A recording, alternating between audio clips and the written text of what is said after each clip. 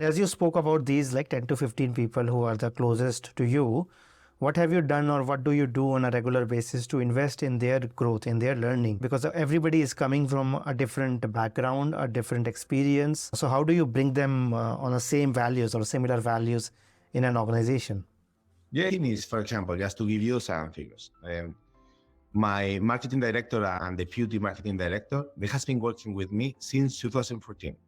Okay, the CTO of the company and the former CEO of the company, they joined the company in 2011, and I gave them shares to become owners of the company as well. So we have been working 12 years together. So CEO got the stocks of the company, vice president of the group got the stock of the company. The Alcon Marketing is another company we are managing. The country manager of that has been working with me again 5, 6, 7 years, has the stock of the companies. Always and try to share as much as I can. So in one side, to get that loyalty, you have to pay well people and obviously get more than a salary, more.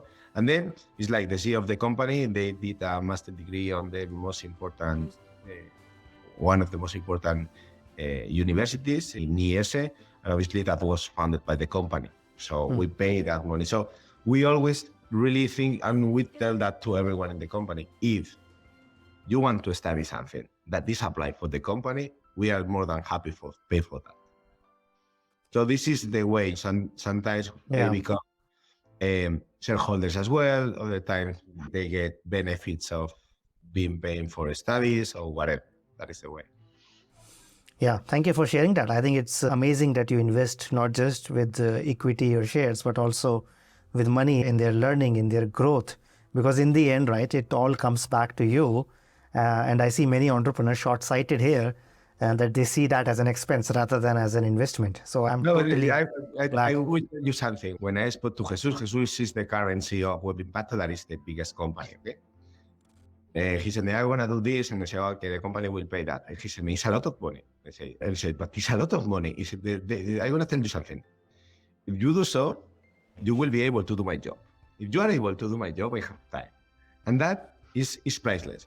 I'm pretty sure we will close customers from this investment.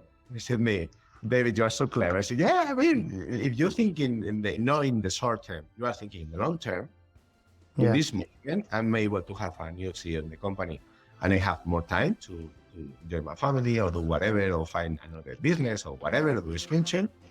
Also, obviously, we have closed customers from this investment because obviously always happens. And so obviously that was really, was peanuts. But if you just analyze in the short term, how much is that? You say, wow, it's a lot. You know what I mean?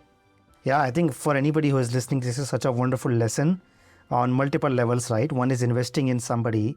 One is connecting it with your time, right? Because unless you have time, you will always be busy.